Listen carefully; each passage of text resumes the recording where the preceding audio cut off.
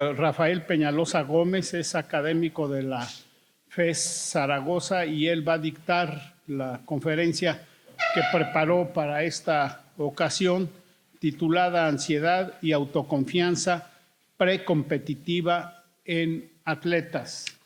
Una breve semblanza curricular. El doctor Rafael Peñalosa Gómez es licenciado y, por supuesto, doctor en Psicología por la Facultad de Psicología de la Universidad Nacional Autónoma de México.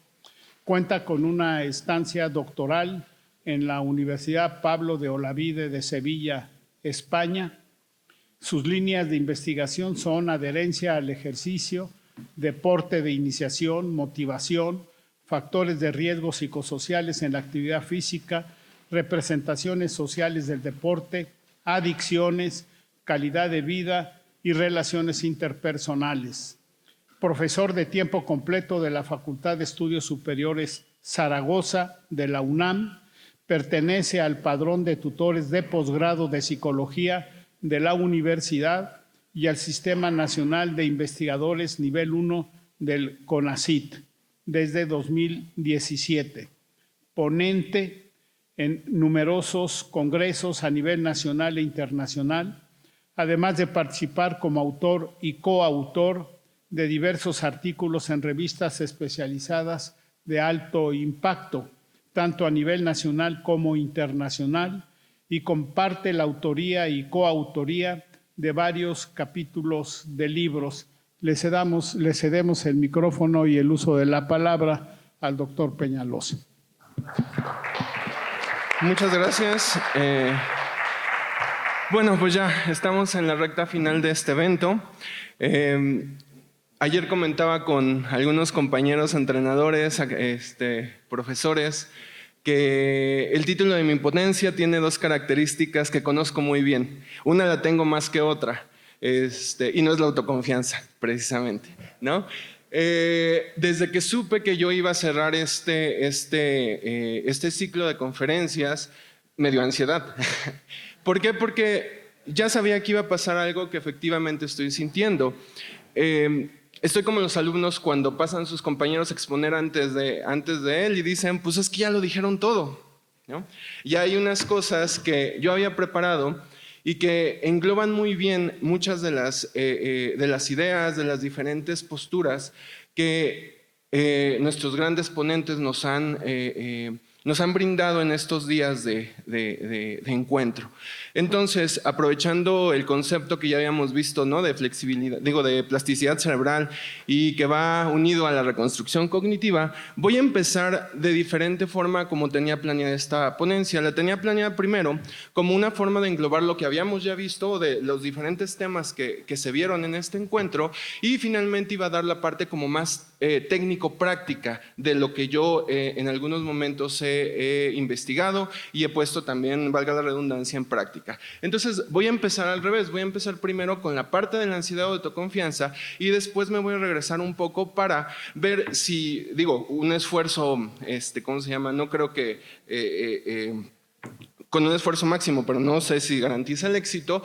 Al final voy a tratar de hacer un pequeño cierre, ¿no?, de lo que ya tenía preparado para tratar de englobar varias de estas ideas que hemos visto a lo largo de estos 2 días, pero desde la perspectiva que obviamente yo manejo como psicólogo. Entonces, a ver, déjenme, le voy pasando. Aquí está. Vamos a empezar primero por lo que le da título a esta ponencia, ¿no? Lo que es la ansiedad y la autoconfianza precompetitiva en deportistas. Entonces, ya con el doctor Hugo Sánchez nos mencionaba algo de la ansiedad, ¿no? La ansiedad se entiende como un estado psicológico, ¿no?, fisiológico, caracterizado por diferentes componentes cognitivos, por componentes somáticos, es decir, esta parte donde, ahorita por ejemplo, antes de subir aquí tenía un poco sudadas las manos, ¿no? A lo mejor el corazoncito te late un poquito más rápido, algunos componentes de ese tipo fisiológicos. Y uno cognitivo, que es también esta parte de, ay, no, me voy a subir y me voy a tropezar en las escaleras, ay, no me voy a subir y se me va a caer el micrófono, ¿no? Que son meramente cognitivos y son rumiaciones de algunos escenarios que pueden ser negativos para lo que en ese momento estás haciendo.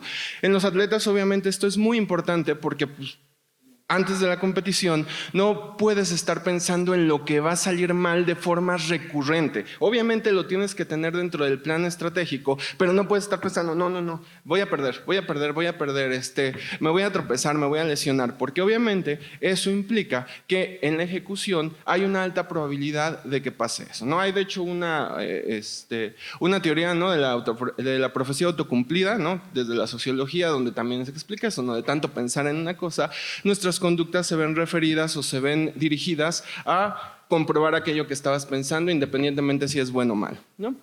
También ayer, les digo, ya habían dicho muchas cosas.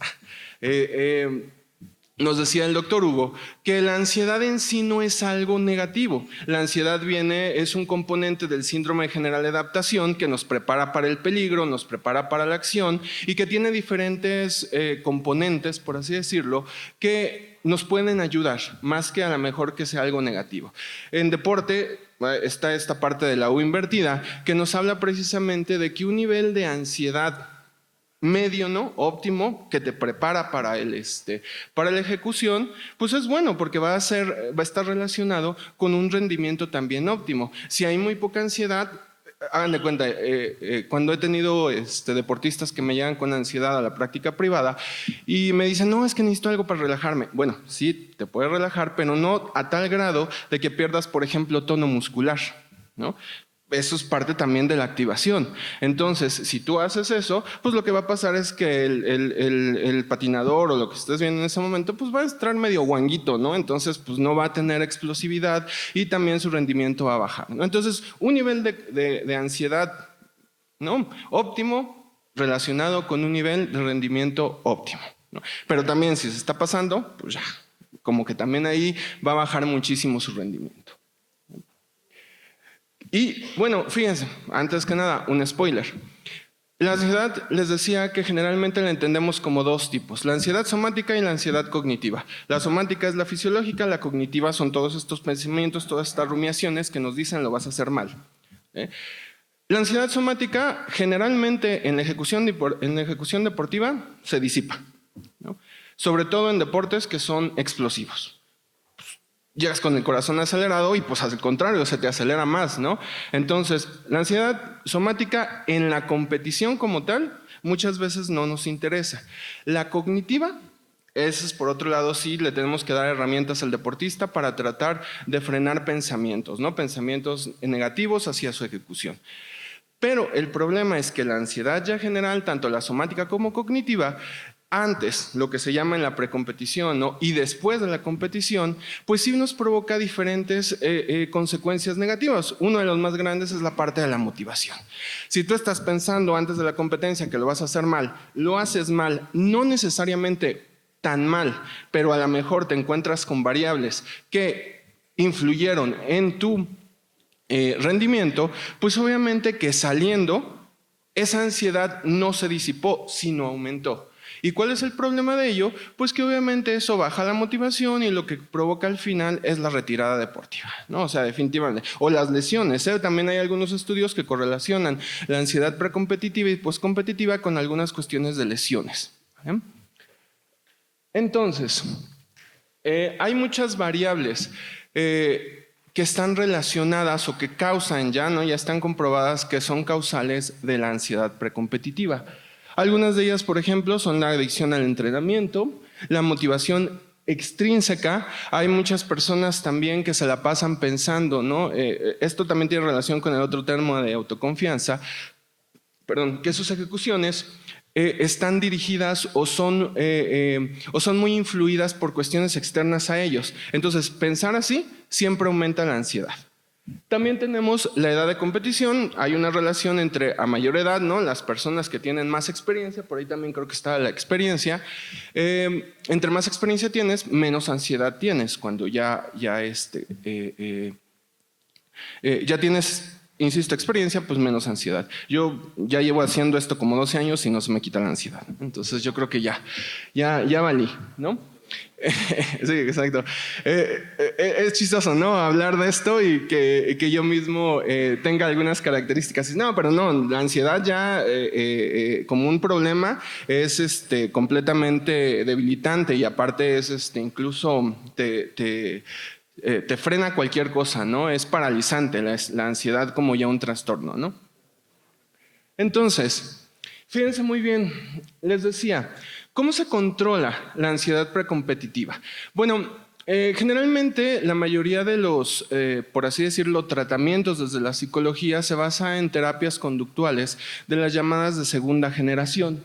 Estas terapias o estos controles son situaciones como los bloqueos de pensamiento, las técnicas de evitación, las técnicas de relajación, el control de pensamiento y el diálogo interno y el control emocional. Obviamente todas estas técnicas tienen sus manuales, tienen sus formas de aplicarse. Algunas de ellas son un poco más fáciles de llevar, depende del caso o del nivel de ansiedad que nos venga manejando el deportista. Algunas parecen fáciles, ¿no? Porque, por ejemplo, tú le dices al deportista, no, pues es que nada más lo único que tienes es que te tienes que convencer, ¿no? De que lo vas a hacer muy bien, tú tranquilo, respira y quién sabe qué tantas cosas. Y decimos, no, ya con eso. Bueno, los diálogos internos, por eso existimos los psicólogos, tienen que ser, ¿no? Bastante guiados, porque también aquí hay unas cosas que tienen las terapias de segunda generación cognitivas conductuales que les llamamos el efecto de rebote. Es decir, si tú le pones a decir, ¿sabes qué? Concéntrate en aquello que estás pensando que haces mal, a lo mejor, ¿no? Es probable que lo frene. Pero a lo mejor también pasa lo contrario, empieza no, y es que además de tropezarme me voy a dar 3 vueltas, me voy a romper ¿cómo se llama? La tibia y aparte me va a dar COVID, ¿no? O sea, empiezas a ser más grande y eso obviamente tiene situaciones que complejizan esta parte de la ansiedad.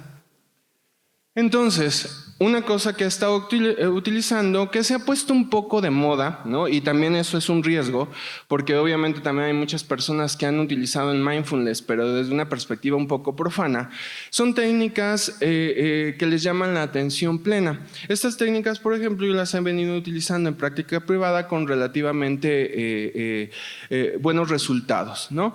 Sobre todo, bueno, ahorita les digo cuáles son, algunos de ellos son el escaneo corporal, el mindful yoga, ¿no? Que no es yoga como tal, son posiciones muy básicas y sobre todo son una adición al escaneo corporal, la atención plena a la respiración y la autocompasión, aunque algunos por este término peyorativo que tenemos de compasión más bien le llaman la autoamabilidad. El escaneo corporal es una técnica donde tú lo que haces es que precisamente haces que el deportista se centre en diferentes partes de su cuerpo. A veces parece mentira, pero no conocemos o no nos damos cuenta, digo, también eso es parte de un proceso psicológico cognitivo, no nos damos cuenta de qué está haciendo, por ejemplo, nuestro pie, ¿no? A lo mejor se puede estar moviendo y tú estás por aquí y no lo sientes, y de pronto, ¿no? Pones atención en él y resulta que lo estás moviendo y tú no sentías que estabas ansioso, tú no sentías que estabas nervioso, pero tu pie está diciendo cualquier otra cosa menos que no estás nervioso o ansioso, ¿no? Entonces el escaneo corporal sirve muy bien como una técnica para empezar a que el deportista empieza a reconocer los síntomas somáticos de la ansiedad y por tanto hay una alta probabilidad de que los empiece a controlar mejor. Lo mismo con el mindful yoga. Al tú, ¿no? poner en tensión algún grupo muscular, implica que está sintiendo ese grupo muscular y por tanto está teniendo un mejor reconocimiento de esta parte somática. En el caso de la atención plena en la respiración, de hecho hay los que utilizan sistema iOS, hay una app nativa del sistema que hace una especie de respiración de atención plena, un poco limitada, pero esa es la idea, ¿no? Poner atención a algún estímulo que esté acompañado con la respiración y eso también permite una relajación, pero una relajación profunda, una relajación consciente que permite que el deportista pueda seguir en una ejecución. Y también esta parte de la autocompasión o autoamabilidad, que en algunas situaciones dicen que es el hablar con el crítico interno, ¿vale? Eso de hablar con el crítico interno también no es tan fácil. Es hablar en tercera persona sobre todo se da en las personas, valga la redundancia, que son muy críticas de ellas mismas, ¿no? Que siempre están diciendo, no, es que lo hiciste mal por esto, esto, esto, y esto estás bien tonto. Entonces, lo que haces es hablar en tercera persona, ¿no? De ella para que se empiece a dar cuenta de cómo esa crítica que ella misma se siente, si le hiciera una persona externa, sería extremadamente agresiva. Y entonces empiezas a tener una empatía contigo mismo, ¿vale? Esto en deportistas se ve mucho porque precisamente algo que comentaba el maestro Otto, estamos muy acostumbrados a un ambiente de mecanización y de ¿cómo se puede decir? Híjole, hasta de explotación, ¿no? Entonces cuando algo haces mal, inmediatamente empiezan pensamientos negativos de que pues, es que estás tonto, o sea, algo está fallando en ti. Entonces ese tipo de técnicas, insisto, suenan fáciles, pero siempre deben estar guiados por una persona profesional. ¿Por qué hago esta aclaración? Porque les digo que el mindfulness por ahí se popularizó mucho y yo he visto que básicamente cualquier persona lo hace, pero por ejemplo en este tipo de técnicas, igual, ¿no? Como los efectos de rebote, se te puede voltear, porque entonces la persona empieza a ser más crítica y a hacer algunas cuestiones que tienes que hacer técnicas de contención porque se te está saliendo del guacal lo que la persona está diciendo, ¿no? Vale. Les voy a poner un ejemplo. Vamos bien en tiempo. Estaba trabajando con una patinadora de velocidad, ¿no? Llega y precisamente lo que ella comenta y su mamá comenta es que precisamente antes de cada competición se pone muy nerviosa, ¿no? Empieza con los síntomas somáticos y además empieza a pensar y empieza a pasar lista de todas las otras competidoras que en algún momento le han ganado, ¿no? Y empieza a decir, no, es que ella es mejor por esto, es que ella es mejor por aquello, ¿no? Vale. Primero, ¿no? Un escaneo corporal. No había sentido que se ponía a mover los brazos, pero, o sea, ya prácticamente no era un tic, ¿no? Pero ya estaba un pasito, ¿no? Antes de competir tú veías los videos y estaba con los brazos aquí, o sea, no sabía dónde ponerlos. Eso obviamente era un componente somático de ansiedad precompetitiva. Vimos videos, ¿no? Y vimos una competencia donde curiosamente está así, pero el árbitro, el juez cuenta creo que un chiste y entonces como que automáticamente cambia todo, ¿no? Lo que les comentaba, a lo mejor la ansiedad somática no era el problema era la ansiedad cognitiva y ese chiste que hace el juez pues inmediatamente le baja, ¿no? Entonces lo que empezamos a hacer fue trabajar con técnicas de autoamabilidad, empezamos a hacer una cosa muy sencilla, por ejemplo, que fue poner en papelitos los nombres de todo lo que ella consideraba que eran sus competidoras y que la habían en algún momento vencido. Simbólicamente se hacen a un lado y se dejan solamente el papelito con su nombre, ¿no? Para empezar, ¿no? Con este trabajo de autoamabilidad, autocompasión solamente hacia ella, olvidando un poco a las demás y empezamos a trabajar con eso y digo, hasta ahorita va bien, parece, ¿no? Ok, esto sería con respecto a la ansiedad. ¿Por qué es ansiedad y autoconfianza? Bueno, porque en los modelos teóricos de la teoría de la autodeterminación, que ya lleva como 20 años o 30 años en boga y que está más que comprobada, la autoconfianza básicamente es una de las variables que va en contra, o bueno, que está relacionada negativamente con la ansiedad. Entonces, si tú aumentas la autoconfianza, también disminuyes la ansiedad precompetitiva. Por eso van de la mano. Entonces, la autoconfianza básicamente es lo que las personas creen que somos capaces, creemos que somos capaces de hacer. Aguas, porque hay otro ahí que es la autoeficacia, que eso es lo que sabemos que podemos hacer, ¿no? Aquí es lo que creemos que podemos hacer, pero esto también tiene un componente importante, porque si no pensamos que somos capaces de algo, pues también vamos a valer. El doctor Weiss, me parece, mencionaba esta cuestión, ¿no? De que lo que eres capaz, ¿no? Físicamente incluso, y lo que crees que eres capaz, ¿vale? Sí, a veces hay disonancias. Estás muy, ¿cómo se llama? Grueso y quieres ser atleta, ¿no? Quieres correr 100 metros en un segundo, bueno, en un segundo, pero quieres correr muy rápido, pero no tienes la morfología. Bueno, estoy de acuerdo que eso ya es difícil, pero también, ¿no? Si tienes a una persona que no necesariamente tiene algún tipo de obstáculo para poderse volver atleta y él cree que es capaz, pues una forma de explotar esta autoconfianza es precisamente con fines de que en pos de lograr esa meta haga todo lo posible, tanto a nivel físico como mental, para poder no solamente creer que es capaz, sino efectivamente ser capaz, ¿no? Entonces, igual, la autoconfianza se comporta muy similar a la ansiedad. Si tú tienes poquita autoconfianza, tu rendimiento va a ser bajo. Si tú tienes mucha autoconfianza, pues también tu rendimiento va a ser bajo porque vas a decir, aquí mis chicharrones truenan, nadie me gana, y lo más seguro, ¿no?, es que también empiecen a funcionar mecanismos cognitivos complejos que te digan, no puedes hacer, no te preocupes, ya ganamos, ¿no? Así que ni hagas nada. Entonces, pues eso lleva a un rendimiento también bajo. Igual, un nivel de autoconfianza óptimo implica un nivel de rendimiento también óptimo. La autoconfianza deportiva también tiene diferentes fuentes de influencia. Uno de ellos son las experiencias. Obviamente, ¿no?, un deportista que ha tenido éxitos va aumentando su autoconfianza. Insisto, también no aquí mis chicharrones truenan, porque lo que pasa es que también aumenta la motivación extrínseca, y a la primera vez que pierde es que fue culpa del directivo. No me trajo mis cosas, es que no me dieron tiempo para relajarme, es que no me dieron tiempo para O sea, empieza a funcionar otra situación que obviamente también va a minar poco a poco el rendimiento, ¿no? Pero obviamente un deportista que empieza a tener éxitos, pues también va a mejorar su autoconfianza, eso es un hecho, ¿no? También están en deportes de iniciación los padres, los entrenadores, ¿no? Los entrenadores son una fuente de autoconfianza muy, muy grande. Un ejemplo también con un patinador, ¿no?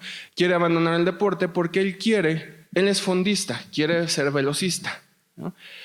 Yo también estoy de acuerdo con ese entrenador de que no tiene las características es un buen fondista, no tiene las características para ser velocista, pero el entrenador no le explica nada y al contrario le dice, sí, tú vete a esta competencia y cuando regreses ya te entreno para ser velocista, ¿no? Pues literalmente eso es que le está mintiendo porque no tiene ninguna intención. Entonces el chico, al regresar y al ver que nunca llega a eso, pues lo que va pasando es que también se va minando la autoconfianza. Él cree que puede ser velocista y a lo mejor no puede, pero también no le dan ningún tipo de explicación y no reestructuran, ¿no?, ningún componente cognitivo para decirle, oye, estás bien en donde estás, puedes a lo mejor como complemento, ¿no?, hacer algunas pruebas de velocidad, pero tu fuerte siempre va a ser el fondo. Les decía, ¿no?, estos son algunos de estos factores. ¿Cómo se mejora la autoconfianza deportiva? A diferencia de la ansiedad, que bueno, también puede tener componentes dentro del clima deportivo, la autoconfianza sí está comprobadísimo que el clima generado por los padres en deportes de iniciación, deportes universitarios, es importante para la autoconfianza. A pesar de que en los jóvenes los padres ya no son necesariamente una fuente o son una fuente principal de influencia, siguen siendo una figura importante. Entonces los padres son una de las fuentes de autoconfianza principales. Los entrenadores, ¿no?, técnicas de mindfulness, especialmente otra vez la automovilidad y los reconocimientos de habilidades. Ok. Bueno, ahí están algunos. También en ansiedad tenía ahí algunas referencias de artículos científicos donde está más que comprobado todo esto. ¿Okay? Vale. Sí, aquí ya terminaba la parte técnica. ¿Vale? Les comentaba que desde que me di cuenta, ¿no?, que yo iba a cerrar estas conferencias, o que iba a ser la última, no cerrar porque no me toca a mí clausurar, ¿no? Eso ya es para los jerarcas de nuestro deporte. Pero me tocaba cerrar este ciclo de conferencias, me tocaba hacer la última. Y entonces estaba pensando, bueno, pero es que hay un montón de temas, ¿no? ¿Cómo puedo yo englobar o tratar de hacer un cierre donde también no se vayan a dormir? Digo, ahorita estamos atrapados por la lluvia y por los bloqueos. Si no saben que hay un bloqueo, ya les voy a dar ansiedad. ¿Cómo se llama? ¿No? Pero bueno, entonces me pareció importante empezar, ahorita voy a terminar, con algo que también el maestro Otto decía y me parece súper importante, que es esta parte de, primero que nada, hacer una reflexión de qué es el deporte, ¿no? Decía también el maestro Otto, tenemos otros dos conceptos asociados a ellos, que es la actividad física, el ejercicio físico y el deporte. La actividad física está definida, ¿no?, por ahí como cualquier actividad que tenga un desgaste energético. Decía el maestro Otto que el discurso ha sido hagan deporte, ¿no? No es cierto, el discurso ha sido hagan actividad física, al menos 30 minutos al día, no me acuerdo, ¿no? Pero pues si yo me tardo tendiendo la cama 30 minutos, ya estoy haciendo actividad física porque es un desgaste energético, ¿no? Entonces, yo creo que ahí es lo que ha fallado, ¿no? Entonces, tenemos esta parte donde decimos actividad física es eso, ejercicio físico es cuando ya le pones metas y el deporte es cuando ya es organizado y reglamentado, ¿no? Pero si vemos en esta serie de actividades, diríamos que todos son deportes. Por aquí andaba el representante de ajedrez, ¿no? No, ayer estaba sentado con... Ah, ya está, ¿no? ¿Es un deporte el ajedrez? ¿Sí? Pero hay algunas cosas, incluso en la definición que el maestro Otto, que de pronto parece no encajar, ¿no? El golf no decía, ¿quién decía? Creo que Roosevelt, ¿no? Que era la mejor forma de echar a perder una caminata, ¿no? No me acuerdo quién decía eso, ¿no? Algún presidente americano. Y eso supone que también es un deporte, ¿no? Ahora el checo que se ha puesto de moda, que también el checo no tiene un buen control emocional porque se cae a mitad siempre de temporada, ¿no? Pero las carreras también son, se supone que deporte, ¿no? Y no digo se supone, estoy diciendo se suponen para hacer esa duda, pero yo también considero que es un deporte. Y todos estos, ¿no? Incluso, fíjense, puse el del juego de pelota. Estos que dicen que son ahora deportes autóctonos, no me acuerdo cómo, o tradicionales, ¿no? Bueno, sí son deportes actualmente porque esos son la reinterpretación moderna del deporte que tenía un componente religioso. Algo, conozco al maestro Otto desde hace algunos años, ¿no? Hemos coincidido ya en pláticas y en algunos cursos, y algo que estoy también muy de acuerdo, ¿no? Es que el deporte es un fenómeno social, conductual, moderno, ¿no? Antes los deportes tenían componentes simbólicos y religiosos que no los hacían, ¿no?, similares a lo que tenemos actualmente, pero esta reinterpretación por supuesto que ya es un deporte.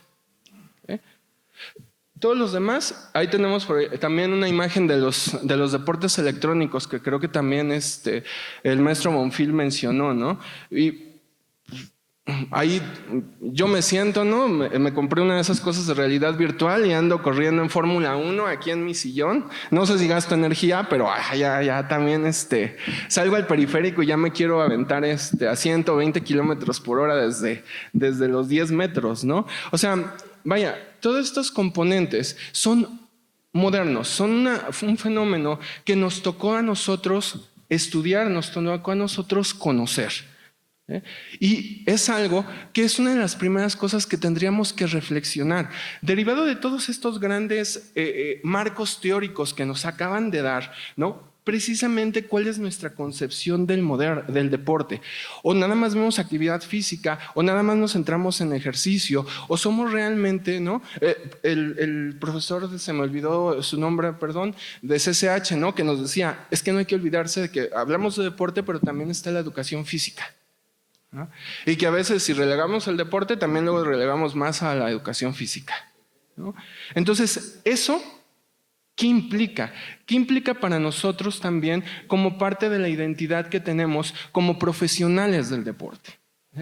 Entonces, no quiero dejar pasar eso porque hasta me hizo llorar, ¿no? En Tokio 2020 salió un comercial de Tony Hawk, ¿no? Un skate que yo conocía hace muchísimo, ¿no? No crean que yo hacía skate, yo lo máximo que llegué es a jugar un videojuego de PlayStation 1, ¿no? Pero me llamó mucho la atención porque el skate, por ejemplo, tiene un componente cultural y simbólico. El skate empezó como una parte de la contracultura urbana, ¿no? Yo no sé si al rato veremos en algunos Juegos Olímpicos el twerk, ¿no?, con el perro intenso hasta el suelo, ¿no? ¿Por qué? Porque hay un movimiento, ¿no?, que también lo implica considerarlo ya no nada más un ejercicio físico, también un deporte, y que no sabemos hasta dónde, precisamente en estos movimientos políticos, en estos movimientos culturales y sociales, de pronto pueda establecerse como tal. Entonces, otra vez, ¿no? ¿Qué es para nosotros el deporte? Es un medio nada más, es un medio lúdico, es un transmisor de valores, es parte nada más de nuestro trabajo, realmente lo entendemos como parte de nuestra identidad, ¿no? Esta situación que dice el maestro Otto de ser críticos ante lo que nosotros conocemos como el deporte. Yo voy más allá de lo que dice él. Hay un filósofo, ¿no?, uno de nuestros grandes filósofos modernos, se llama, bueno, no sé si lo pronuncio bien, se llama Byung-Chul Han, ¿no?, que habla de la ludificación del ser humano. Es decir, ¿no?, A nosotros nos pusieron el deporte como una alternativa precisamente al trabajo, y como vieron que se estaban saliendo del huacal las personas que hacían deporte o recreación, le ponemos reglas y entonces lo regresamos al huacal.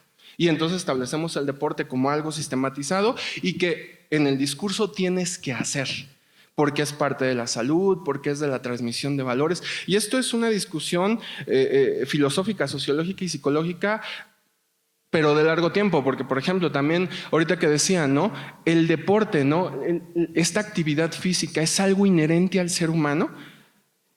Bartra nos dice que el juego es el único lugar donde vemos al ser humano ser libre cuando es chico, cuando es un niño, ¿no? Luego le ponemos reglas y le quitamos esa libertad, ¿no?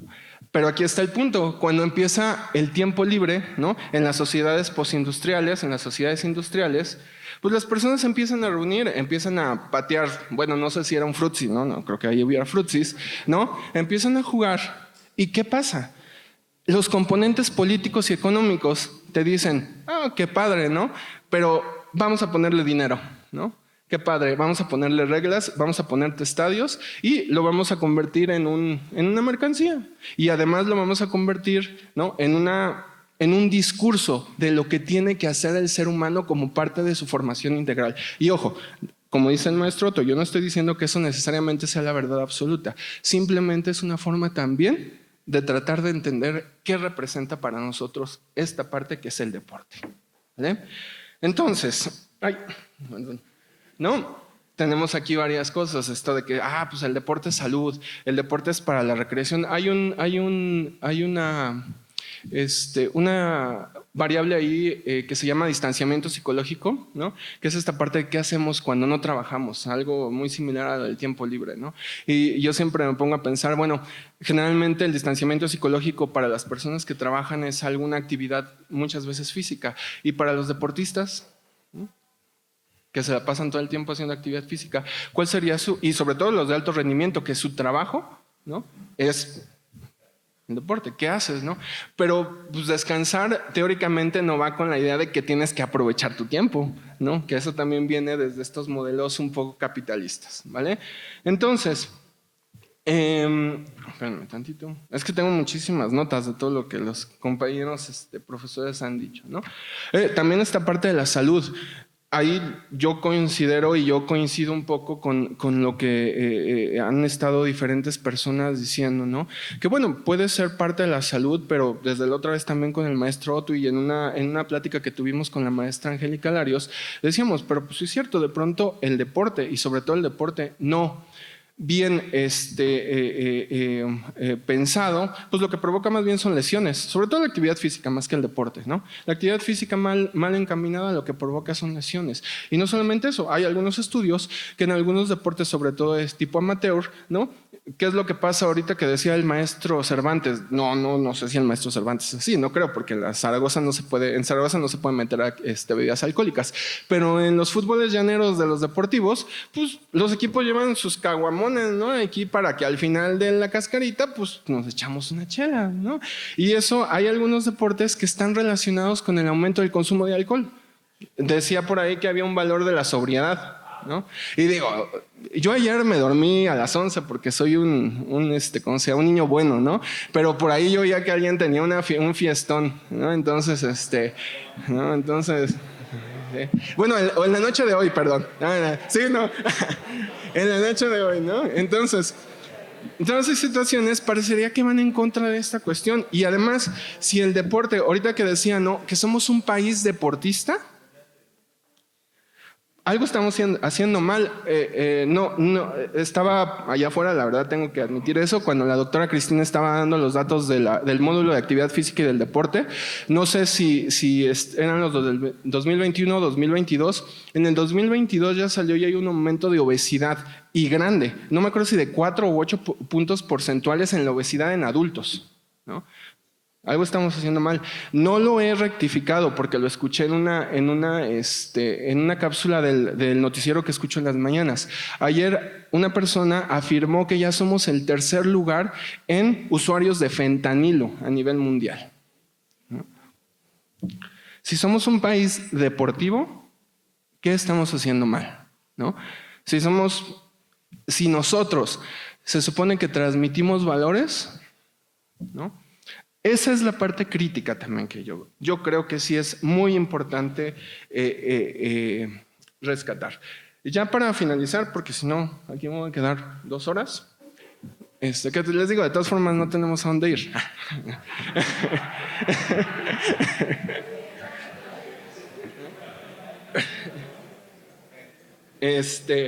Fíjense, desde la psicología, ¿no? Y desde la psicología social, me gusta este modelo que adapté y que precisamente tiene esta característica de que la adapté desde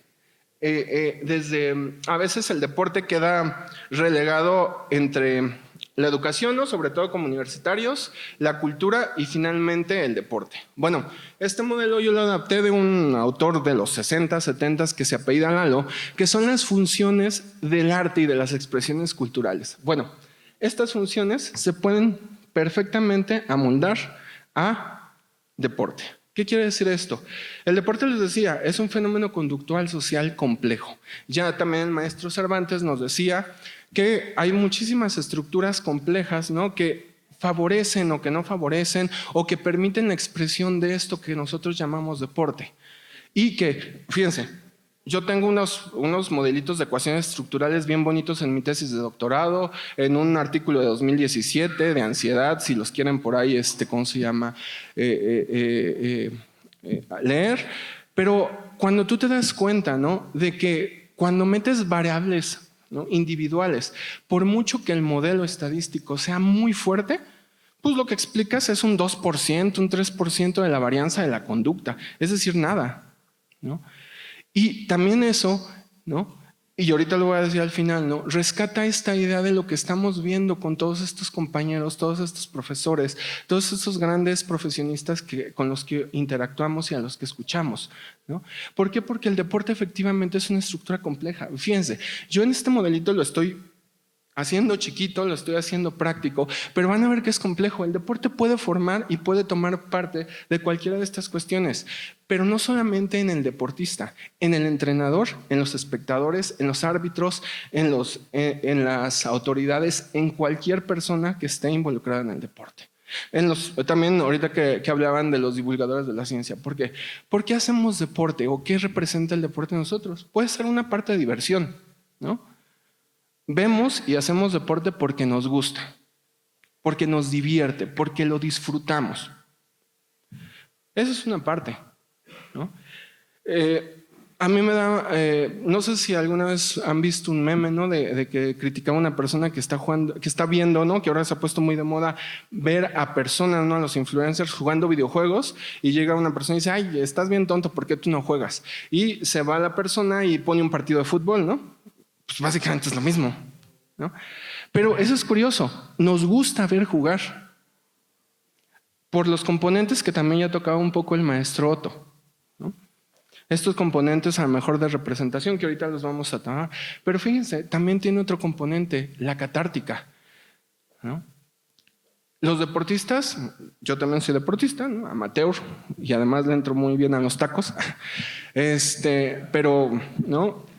A mí me gusta, ¿no? Que cuando estoy muy ansioso, pues me pongo a hacer alguna actividad deportiva y se me quita, ¿no? A mí, por ejemplo, bueno, eso tiene que ver con otra parte. Le comentaba a unos compañeros que estaba haciendo un maratón de fondo de natación con aletas y a mí no me divierte, al contrario, me ansioliza más, pero cuando termino de nadar, ya me siento un poquito más tranquilo. También eso es catártico, pero no solamente es catártico con nosotros, es catártico con las personas que los ven, a veces con resultados muy negativos. Hemos visto, sobre todo en soccer, en americano, ¿no? Cómo se pelean las barras, cómo se pelean las porras, ¿no? Pero también eso es una función catártica del deporte, lo que le agrega otro componente de complejidad. Luego también la técnica. Hemos creado el deporte como una representación de una habilidad física a la que queremos llegar a la perfección. Les decía ahorita, a mí la verdad lo hago por catarsis, pero también descubrí algo. A mí me gusta mucho dominar un movimiento mecanizado, como dicen, ¿no? Es decir, a lo mejor no nado muy rápido, pero me gusta tratar de sentir que mi cuerpo está haciendo el movimiento que me dicen que es el correcto para nadar. Eso también es parte de lo que se supone para muchos representa el deporte. Y también para los otros, ¿no? Para los que dicen, es que ese es un crack. Y a mí me gusta verlo jugar porque lo hace muy bien, ¿no? También está la función de idealización. Esa es, junto con la de refuerzo y duplicación, es donde empezamos a ver componentes más sociales. Los deportistas a veces, ¿no?, implican esta idea del superhombre, esta idea de la persona sobria, de la persona físicamente fuerte, de la persona físicamente, mentalmente perfecta, ¿no? Y también desde afuera lo vemos así. Y es la idealización. Esta parte, por ejemplo, en la estética, tenía que ver mucho, ¿no?, con la representación en la escultura, en la pintura, ¿no?, de estos cuerpos perfectos. Si lo pasamos al deporte, es algo muy similar, ¿sí? Y finalmente, la parte del refuerzo duplicación. Esta, les digo, es más el componente social. Tendemos a creer muchas veces que el deporte es una microrepresentación del contexto social y cultural en donde vivimos. Y vemos reflejado tanto las ventajas como las desventajas, las virtudes, los defectos, los valores, los antivalores de donde nos movemos, ¿no? Por eso cuando a la selección mexicana le va mal, dicen, pues todo está mal. Siguen hablando de fútbol. Hay yo tenía un año en el Mundial del 86, ¿no?, cuando se enfrenta Inglaterra contra Argentina. Y hay un cuento, ¿no?, donde hablan de esta situación donde que era la venganza de la guerra de las Malvinas, ¿no? Que bueno, Argentina puede ganar muchas copas, pero creo que no le han devuelto las Malvinas, ¿no? Entonces, ¿no? Pero que pareciera que es esta reproducción del medio, del contexto social, en estos contextos, ¿no?, donde decimos, es que el deporte es justo, ya lo decía el maestro Otto, ¿no?, donde todo es justo, donde todo es ideal, donde hay reglas, donde cualquier persona puede llegar a ser campeón, ¿no?